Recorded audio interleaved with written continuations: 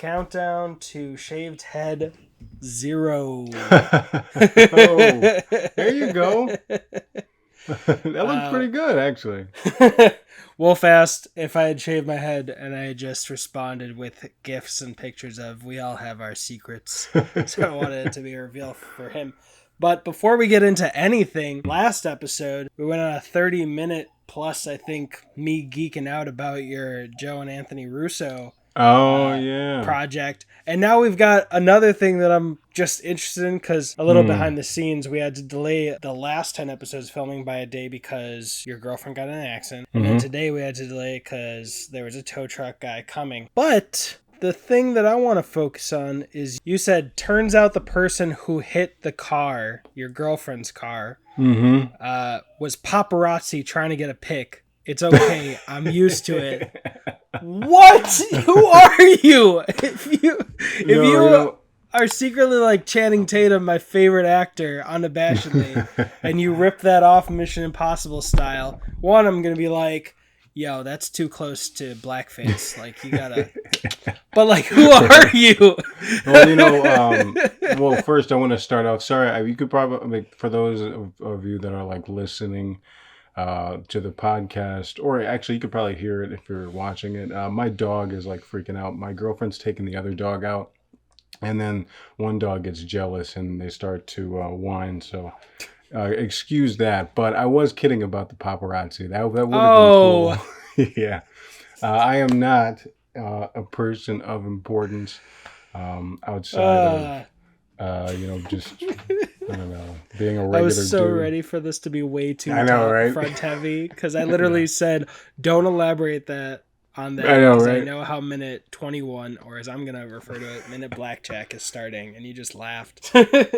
All right, since that's not a story. Yeah, sorry, what were you saying? No, what are you going to say? Oh, no, I was just saying what happened was it was just there's a lot of college students that live in our complex, and one of their mothers was leaving and didn't really look where she was going and just backed directly into the car. So everyone was okay. So I was expecting it to be a college student. Right. If I am that college student, that mother's kid, I'm never going to let her live it down. Right. Since that's not a story, let's focus on the real story here. What happened to your background? Yeah. So this is what happened. Like I was going to tell you before, but I thought I'd save it for now. So usually what I do is I record in my home office with all that cool stuff and screens and shit. But since my girlfriend and the dogs are home and they're really, really loud, and they're watching some Lifetime network movie. Gotcha. And it's just going to be way too loud. So I'm in the bedroom. This is our headboard that is homemade. She made it out of like these old school shutters. So that's nice. Yeah.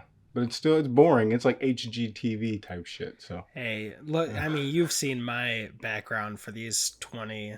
It's clean though. It's clean. I like it. My roommate literally was like, "You need to have some posters." After seeing your cool background. All right, never mind. I thought I was gonna have to apologize for front loading this for 20 minutes. Be like, paparazzi, what? Welcome back after that conversation to X Minutes. It's Minute Blackjack. I'm Brian. I'm Wolf. And this is X Minutes, the podcast that takes the longest running, at the time of filming, superhero franchise and breaks it down one glorious minute at a time. This is minute 21, Blackjack of X-Men, which released in the year 2000. Yes. Wolf, what happened? Yeah, so as we can see, where we left off before, Rogue and Logan are in that sticky situation. Their cars crashed. Because of that tree that Sabretooth threw in front of them. But the X-Men come and save the day. I think it's Cyclops, Storm. I think, it's just Cyclops and Storm right now. Storm sort of winter blasts Sabretooth while Cyclops gets that pesky seatbelt off with his laser vision. Yeah. Oh yeah, the truck blows up just sky high. And then after that, we see a close-up shot of Toad. It looks like he's like spray painting something. And then Sabretooth walks into the room. Yeah, for me, this was a surprisingly jam-packed minute.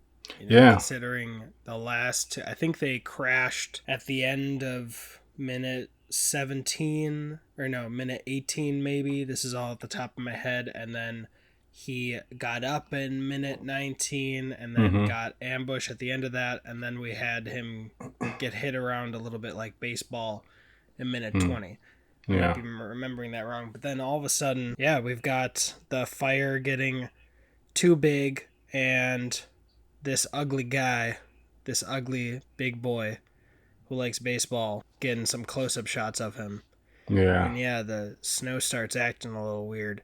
Then these two people out of nowhere in leather. Yeah, Halle Berry, Storm, and James Marsden, Cyclops. Yeah, Pretty much.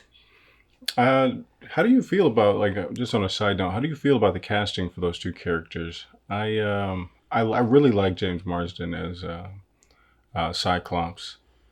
Yeah, I like them, and it's weird because we'll get to this when we get to the reboot casting. I think the rebooted or the new casting of the younger versions, I like Storm, the actress, but I don't know. I'm partial to these. I think, especially, looking at the younger acting for Cyclops, I think James Marsden does a good job. Also, if people want a very unusual role for James Marsden, everyone should watch a movie called Sex Drive.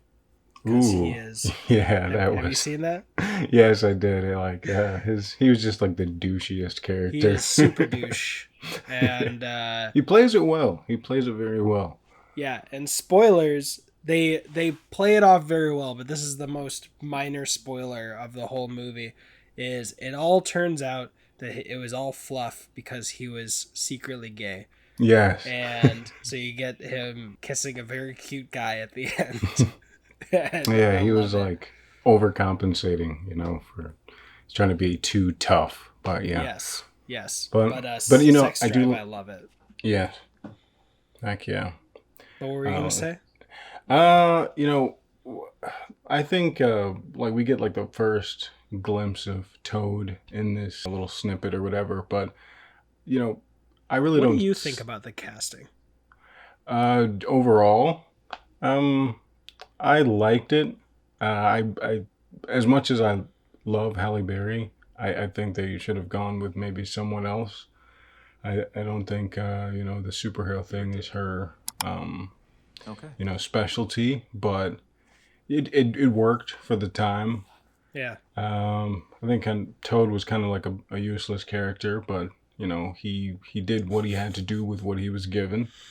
Before he went on and became Darth Maul. Hey, right, exactly. Oh, wait, no, he was Darth Maul before that. Never mind, 1999. Was it? Oh, yeah. I like bringing that up when I remind people that The Matrix came out in 1999. That makes them feel old. Yeah, I know, right? Then being reminded that the same year the first prequel, Phantom Menace, was released, they were like, ooh, that one doesn't age so well. Right. What was interesting about the casting for Sabretooth was that, like, I was curious as to, like, I don't know if we talked about this before, but I was curious as to why the same actor wasn't cast in X-Men Origin, but I guess they wanted someone that looked more like Hugh Jackman, so Liev Schreiber was cast, which is cool. Someone, and with I guess better, more range, presumably, more clout, maybe. But one interesting thing I found is when Cyclops hits the seatbelt, it's curious because there is an effect, but in the insert shot, it really just cuts from, they did a shot with it completely there, and then there's no shot of it hitting it and then destroying it. It just cuts to being destroyed. Oh, wow. Yeah, that was a good observation. It's weird, like, Sabretooth just flies off. He gets a little snow in the face, dodges a shot, and then is gone. And maybe this is what made me think that it was a lot really quick, but we keep getting Rogue's reaction to everything. The door gets opened by...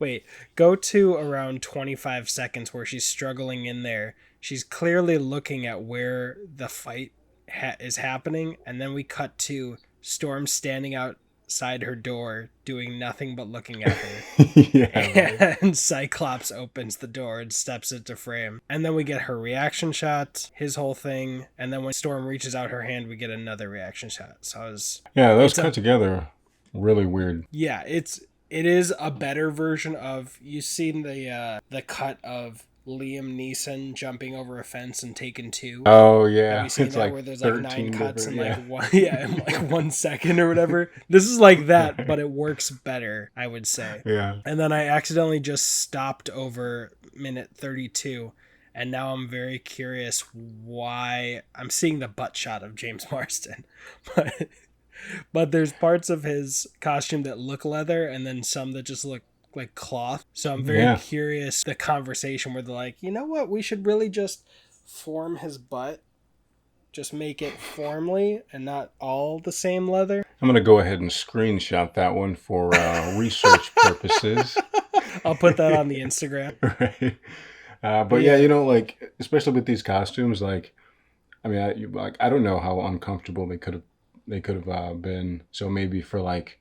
I mean, in this part, he's like dragging Logan off the hood of that truck. So maybe they wanted to give him a little more wiggle room. Oh, definitely. There's special features and clips out there showing the first day that they all wore the leather before going into the Statue of Liberty, and they're supposed to jump over this like concrete divider, but the leather costumes are so stiff that you just see them running around trying to bend their knees and stretch in them beforehand. And that was on the DVD and stuff. Oh, nice. But yeah, we get a glorious explosion, fade away. I thought the minute was ending when it faded to black. Yeah, me too.